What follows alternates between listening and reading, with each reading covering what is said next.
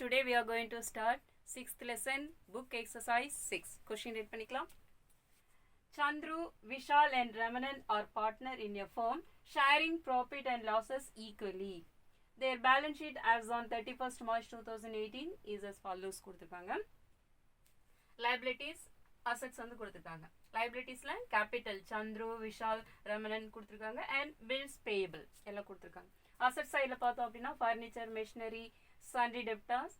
Again பார்த்தா provision for bad and doubtful debitsமே balance ஷீட்ல கொடுத்திருக்காங்க. provision for bad and doubtful debits கொடுத்திருந்தா இது old provision for bad and doubtful debits. ஓகேவா? நெக்ஸ்ட் அந்த bills receivable cash at bank கொடுத்திருக்காங்க. பேலன்ஸ் ஷீட் முடிஞ்சது.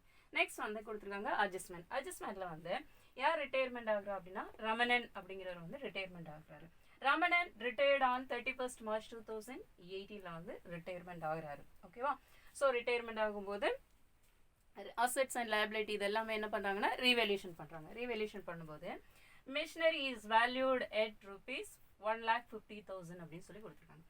பேலன்ஸ் ஷீட்டில் பார்த்தோம்னா மிஷினரியோட வேல்யூ வந்து 1,20,000 அண்ட் ரீவேல்யூஷன் பண்ணும்போது அதோடைய வேல்யூ வந்து 1,50,000 அப்படின்னு சொல்லி சொல்லியிருக்காங்க. அப்போ மிஷினரியோட வேல்யூ வந்து இன்க்ரீஸ் ஆயிருக்கு. அப்போ ரீவேல்யூஷன் ப்ராஃபிட் அப்படின்னு சொல்லி கால்குலேட் பண்ணிடுவோம். நெக்ஸ்ட் வந்து value of furniture brought down by rupees 10,000. அதாவது ஃபர்னிச்சருடைய வேல்யூ வந்து ஆல்ரெடி 60,000, அதில் 10,000 வந்து என்ன ஆகுது அப்படின்னா குறையுது. அப்போ லாஸ் அப்படின்னு அர்த்தம். நெக்ஸ்ட் வந்து provision for bad and doubtful debits increased to rupees 5,000. ஆல்ரெடியே provision for bad and doubtful debits வந்து 3,000 ருபீஸ் இருக்கு. மறுபடி ரீவேல்யூஷன் பண்ணும்போது 5,000 அப்படின்னு சொல்லி கொடுத்துருக்காங்க. இப்போ நம்ம ஜேர்னல் என்ட்ரி ப்ரிப்பேர் பண்ணும்போது இந்த ஓல்டு ப்ரொவிஷனுக்கு நியூ ப்ரொவிஷனுக்குள்ள டிஃப்ரென்ஸ் வந்து கால்குலேட் பண்ணணும். ஓகேவா? இப்போ கால்குலேட் பண்ணும்போது 2,000. இப்போ நம்ம இந்த 2,000க்கு வந்து இன்க்ரீஸ் ஆயிருக்கு இல்லையா? அப்போ நமக்கு வந்து லாஸ் 2,000க்கு மட்டும்தான் நம்ம ஜேர்னல் என்ட்ரி வந்து ப்ரிப்பேர் பண்ணுவோம். ஓகேவா? நெக்ஸ்ட் வந்து investment of rupees 30,000 not recorded in the books is to be recorded now. Investment வந்து அசெட்ஸ். இது ரொம்ப நாள் வந்து அவங்களுடைய அக்கௌண்ட் நோட்டில் வந்து ரெக்கார்ட் பண்ணாமே வந்திருக்காங்க, பதிவு செய்யாமல் இருந்திருக்காங்க. இப்போ தான் வந்து அதை ரமணன் ரிட்டையர்மெண்ட் ஆகும்போது வெரிஃபிகேஷன் பண்ணும்போது தெரிஞ்சிருக்கு. ஸோ அதனால அந்த இன்வெஸ்ட்மெண்ட் வந்து அவங்களுடைய பேலன்ஸ் ஷீட்டில் வந்து ஆட் பண்ணும்போது பேலன்ஸ் ஷீட்டோட வேல்யூ வந்து என்ன ஆகும் அப்படின்னா அசெட் சைடு வந்து இன்க்ரீஸ் ஆகும். அப்போ இன்க்ரீஸ் ஆச்சுன்னா ப்ராஃபிட். அப்போ ரீவேல்யூஷன் ப்ராஃபிட் அப்படின்னு சொல்லி கண்டுபிடிச்சிடும். நெக்ஸ்ட் வந்து ப்ரிப்பேர் ஜேர்னல் அண்ட் லெஜர் அப்படின்னு சொல்லி கேட்டிருக்காங்க. ஓகேவா? இப்போ வந்து ப்ராஃபிட் கிடைச்சாலும் லாஸ் கிடைச்சாலும் பார்ட்னர்ஸ் வந்து ஈக்குவலாக தான் பிரித்து எடுப்பாங்க அப்படின்னு சொல்லி சொல்லியிருக்காங்க. அப்போ 3 பார்ட்னர்ஸ் இருக்காங்க. அப்போ ப்ராஃபிட் வந்தால் லாஸ் வந்தாலும் 1:1:1 அப்படிங்கிற ரேஷியோவில் தான் டிவைட் பண்ணுவாங்க. அப்போ 1/3 1/3 1/3 அப்படின்னு சொல்லிட்டு நம்ம அவங்களுடைய ரேஷியோ வந்து கால்குலேட் பண்ணிடுவோம். ஓகேவா? So that's all. இதில் வந்து ஜேர்னல் ப்ரிப்பேர் பண்ணணும் அண்ட் லெஜர். ஸோ எப்படி ஜேர்னல் ப்ரிப்பேர் பண்ணுறது அப்படின்னு சொல்லி பார்க்கலாம். ஃபர்ஸ்ட் அந்த ஜேர்னல் என்ட்ரிஸ் அப்படின்னு சொல்லி ரைட் பண்ணிக்குவோம்.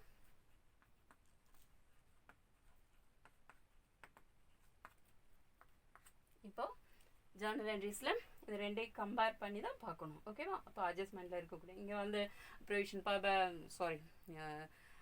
Reserve fund, general reserve, profit and loss எதுவுமே கொடுக்கவே இல்லை. அப்போ டைரெக்டாக நம்ம அட்ஜஸ்ட்மெண்ட்டில் இருக்கிறதுக்கு கூடிய டிரான்சாக்ஷனுக்கு தான் ஜேர்னல் என்ட்ரி வந்து ப்ரிப்பேர் பண்ண போகிறோம். ஓகேவா? இப்போ வந்து மிஷினரி வேல்யூடு வந்து 1,50,000 அட்ஜஸ்ட்மெண்ட்டில் கொடுத்துருக்காங்க. பேலன்ஸ் ஷீட்டில் பார்த்தோம் அப்படின்னு சொன்னால் 1,20,000. அப்போ கம்பேர் பண்ணும்போது 30,000 வந்து இன்க்ரீஸ் ஆயிருக்கு. அப்போ ரீவேல்யூஷன் ப்ராஃபிட். ரீவேல்யூஷன் ப்ராஃபிட் அப்படின்னா ரீவேல்யூஷன் அக்கௌண்ட் எங்கே என்ட்ரு பண்ணுவோம்னா கிரெடிட்டில் என்ட்ரு பண்ணுவோம். ஓகேவா? ஸோ இதுக்கு வந்து எப்படி என்ட்ரி போடுவோம் அப்படின்னா மிஷினரி அக்கௌண்ட் டெட்டார் டு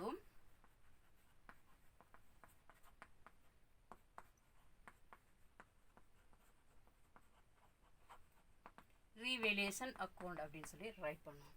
இப்போ 1,20,000க்கும் 1,50,000 உள்ள டிஃப்ரென்ஸ் பார்த்தோம் அப்படின்னா 30,000 வருது. இந்த 30,000 தான் ரீவேல்யூஷன் பண்ணும்போது ப்ராஃபிட். ஸோ அதனால தான் ரீவேல்யூஷன் வந்து கிரெடிட்டில் என்ட்ரி பண்ணியிருக்கோம். ஓகேவா? அப்போ being profit on revaluation அப்படின்னு எழுதிக்கலாம். இல்லைன்னா increased in the value of machinery எப்படி வேணாலும் எழுதலாம். நெக்ஸ்ட் வந்து செகண்ட் என்ட்ரி. செகண்ட் பார்த்தோம் அப்படி சொன்னால் ஃபர்னிச்சருடைய வேல்யூ வந்து 10,000 வந்து டிக்ரீஸ் ஆகுதுன்னு சொல்லியிருக்காங்க. ஆல்ரெடி 60,000, இதில் வந்து 10,000 டிக்ரீஸ் ஆன அமௌண்ட்டே கொடுத்தாச்சு. அப்போ நமக்கு வந்து லாஸ் அப்படின்னு சொன்னாலே ரீவேல்யூஷன் வந்து டெபிட்டில் வரும்னு சொல்லியிருக்கோம். அப்போது revaluation account debtor to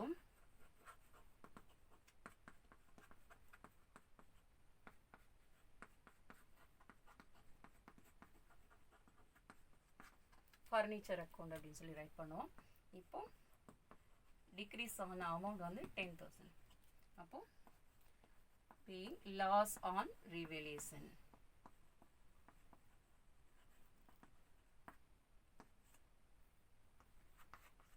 third entry பார்த்தோம் அப்படின்னு சொன்னால் இங்கே வந்து provision for bad and doubtful debits வந்து இன்க்ரீஸ் ஆயிருக்குன்னு சொல்லியிருக்காங்க. ஆல்ரெடியே பார்த்தோம்னா ஓல்டு ப்ரொவிஷன் வந்து 3,000 rupees இருக்குது, நியூ ப்ரொவிஷன் பார்த்தோம்னா 5,000 rupees. அப்போ இது ரெண்டுக்குள்ள டிஃப்ரென்ஸ் பார்த்தோம் அப்படின்னா 2,000. அப்போ 2,000க்கு தான் ஜர்னல் என்ட்ரி போட போகிறோம். அப்போ 2,000 வந்து நமக்கு வந்து லாஸ். அப்போ லாஸ் ஆயிருந்துச்சு அப்படின்னு சொன்னால் ரீவேல்யூஷன் வந்து எங்கே வரும்னா டெபிட்டில் வரும். அப்போ ரீவேல்யூஷன் அக்கௌண்ட் டெட் ஆகட்டும்,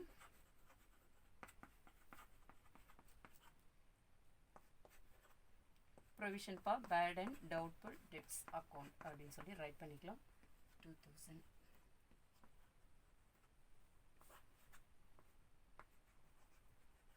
loss on revaluation.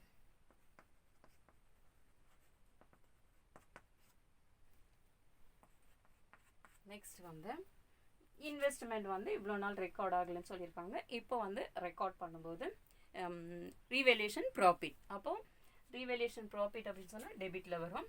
So revaluation account டெட் டு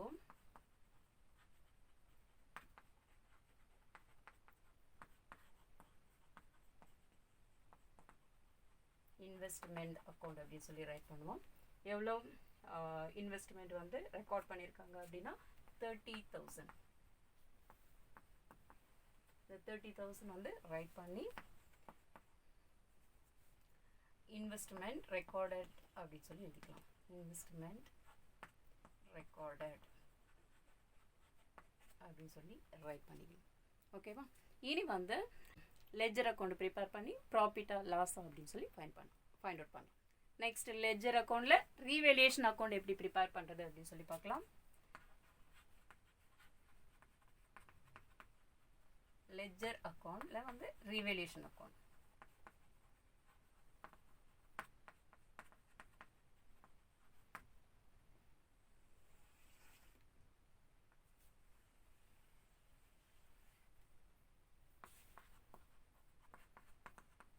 particulars ரைட் பண்ணிப்போம். டேட்டார் கிரெடிட்டார் வந்து ரைட் பண்ணிப்போம். இப்போ வந்து ஜேர்னல் என்ட்ரியை பேஸ் பண்ணி தான் நம்ம வந்து லெஜர் போடுவோம். லெஜரில் ரீவேல்யூஷன் அக்கௌண்ட் அப்படின்னு சொல்லி நமக்கு நல்லாவே தெரியும். இப்போ பார்த்தோம் அப்படின்னா அட்ஜஸ்ட்மெண்ட்டில் கொடுத்துருக்காங்க. ஆல்ரெடியே நம்ம வந்து என்ட்ரி போட்டிருக்கோம் இல்லையா. இப்போ வந்து மெஷினோடைய வேல்யூ வந்து 30,000 இன்க்ரீஸ் ஆயிருக்கு அப்படின்னு சொல்லியிருந்தாங்க. ஸோ ரீவேல்யூஷன் வந்து ப்ராஃபிட். ஸோ அதுக்கு வந்து எப்படி என்ட்ரி போட்டிருந்தோம் அப்படின்னா machinery account data to revaluation. அப்போ ரீவேல்யூஷன் வந்து கிரெடிட்டில் இருந்துச்சுன்னா கிரெடிட் சைடில் போயிட்டு பை மெஷினரி அக்கௌண்ட் அப்படின்னு சொல்லி ரைட் பண்ணுவோம். எவ்வளோன்னு பார்த்தோம்னா 30,000. ஸோ அதை வந்து கிரெடிட் சைடில் எழுதிப்போம். நெக்ஸ்ட் வந்து ஃபர்னிச்சரோட வேல்யூ வந்து 10,000 டிக்ரீஸ் ஆயிருக்கு. டிக்ரீஸ் ஆயிருந்தாலே லாஸ். அப்போ ரீவேல்யூஷன் டெபிட்டில் இருக்கும். அப்போ டெபிட்டில் வந்து revaluation account data to furniture account அப்படின்னு சொல்லி ரைட் பண்ணியிருப்போம். அப்போ ரீவேல்யூஷன் டெபிட்டில் இருக்கனால டெபிட் சைடில் போயிட்டு டு ஃபர்னிச்சர் அப்படின்னு சொல்லி ரைட் பண்ணுவோம். டு ஃபர்னிச்சர் அக்கௌண்ட் அப்படின்னு சொல்லி 10,000 rupees வந்து ரைட் பண்ணுவோம். நெக்ஸ்ட் வந்து provision for bad and doubtful debits வந்து இங்கே வந்து 5,000 ஆல்ரெடி நம்ம என்ட்ரி போடும்போது 2,000க்கு தான் வந்து என்ட்ரி போட்டுருந்தோம். அது வந்து loss. Revaluation account data to provision for bad and doubtful debits அப்படின்னு சொல்லியிருந்தோம். ரீவேல்யூஷன் டெபிட்டில் இருக்கு. டெபிட் சைடில் போயிட்டு provision for bad and doubtful debits account அப்படின்னு சொல்லி 2,000 rupees வந்து ரைட் பண்ணுவோம். நெக்ஸ்ட் வந்து இன்வெஸ்ட்மெண்ட் வந்து இப்போ என்ன பண்ணியிருக்கோம் அப்படின்னு கேட்டால் ரெக்கார்ட் பண்ணியிருக்கோம் இல்லையா. ரெக்கார்ட் பண்ணும்போது இன்வெஸ்ட்மெண்ட்டோடைய வேல்யூ வந்து இன்க்ரீஸ் ஆகும். ஐ மீன் அசட்ஸோடைய வேல்யூ வந்து இன்க்ரீஸ் ஆகும். அப்போ ரீவேல்யூஷன் ப்ராஃபிட். அப்போ அதுக்கு வந்து நம்ம எப்படி என்ட்ரி போட்டிருப்போம் அப்படின்னு கேட்டால் investment account data to revaluation account. அப்போ பை கிரெடிட் சைடில் ரீவேல்யூஷன் இருக்கனால கிரெடிட் சைடில் போயிட்டு இன்வெஸ்ட்மெண்ட் அக்கௌண்ட் அப்படின்னு சொல்லி ரைட் பண்ணுவோம். இப்போ இன்வெஸ்ட்மெண்ட் வந்து இங்கே வந்து 30,000 கொடுத்துருக்காங்க. 30,000 அப்ளை பண்ணியாச்சு. வேறு எந்த டிரான்சாக்ஷனுமே இல்லை. இப்போ இதெல்லாமே ரைட் பண்ணிவிட்டு இப்போ லெஜர் அக்கௌண்ட் வந்து க்ளோஸ் பண்ணும்போது ப்ராஃபிட்டா லாஸா அப்படின்னு சொல்லி செக் பண்ணிக்கலாம்.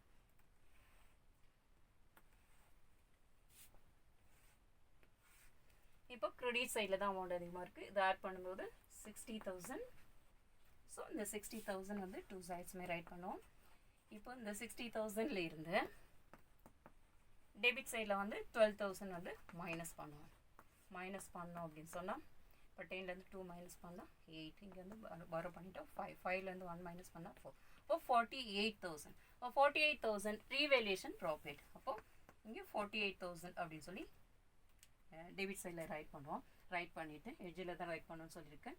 இங்கே போய்ட்டு to ப்ராஃபிட் ஆன் ரீவேல்யூஷன் அப்படின்னு ரைட் பண்ணிக்கலாம். Profit on revaluation account transfer to பார்ட்னருடைய கேபிட்டல். இப்போ பார்ட்னர்ஸ் வந்து சந்துரு, விஷால், ரமணன் இருக்காங்க. அவங்களுடைய கேபிட்டல் அக்கௌண்ட்டுக்கு வந்து ட்ரான்ஸ்ஃபர் பண்ணுவோம்.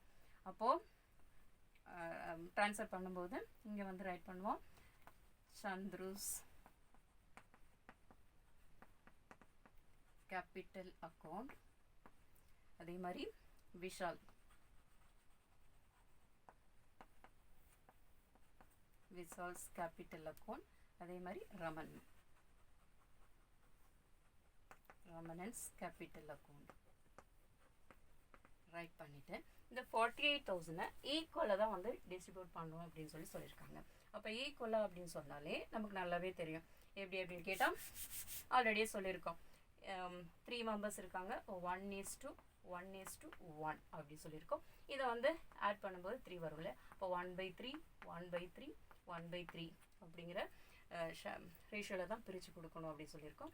அப்போ 48,000 இன்ட்டு 1/3 போட்டோம் அப்படி சொன்னால் இப்போ 3 கொண்டு 48 கேன்சல் பண்ணோம் அப்படி சொன்னால் 4ல் வந்து 3 வந்து 1 டைம்ஸ், பேலன்ஸ் 1 18, 18ல் வந்து 3 வந்து 6 டைம்ஸ் இருக்கும். இந்த 3 zeros இது 16,000 தான் வந்து 3 மெம்பர்ஸ்க்குமே வரும். அப்போ இங்கே போய்ட்டு 16,000, அதே மாதிரி 16,000 இதை ஆட் பண்ணும்போது நமக்கு வந்து 48,000 வரும். ஸோ இதுக்கு ஒரு ஜர்னல் என்ட்ரி ப்ரிப்பேர் பண்ணணும். இப்போ ரீவேல்யூஷன் ப்ராஃபிட் கிடைச்சதுல இதை வந்து பார்ட்னருடைய கேபிட்டலுக்கு ட்ரான்ஸ்ஃபர் பண்ணும். அப்போ பார்ட்னருடைய கேபிட்டல் வந்து என்ன ஆகும்? இன்க்ரீஸ் ஆகும். அப்போ பார்ட்னருடைய கேபிட்டல் இன்க்ரீஸ் ஆனால் கேபிட்டலை வந்து கிரெடிட்டில் தான் வந்து அப்ளை பண்ணும். இது நமக்கு வந்து ஜென்ரலாகவே தெரியும். எதனால பார்ட்னர்ஸுடைய கேபிட்டல் இன்க்ரீஸ் ஆகுதுன்னா ரீவேல்யூஷன் பண்ணனால தான் இன்க்ரீஸ் ஆகுது. இப்போ ரீவேல்யூஷனை எங்கே என்ட்ரு பண்ணோம் அப்படின்னா டெபிட் சைடில் வந்து என்ட்ரு பண்ணி காமிப்போம். ஸோ இதுக்கு வந்து எப்படி என்ட்ரி பண்ணுவோம் அப்படின்னா revaluation account to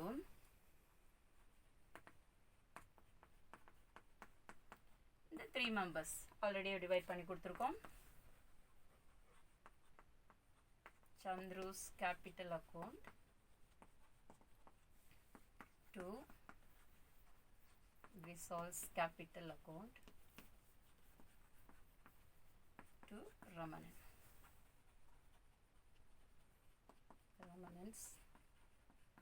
capital account அப்படின்னு சொல்லிட்டு 48,000 வந்து ப்ராஃபிட் இருந்தது இல்லையா?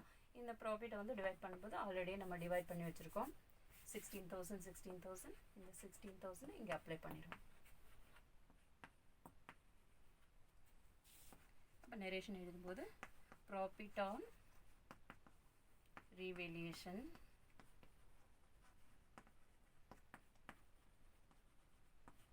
transferred to partners capital account.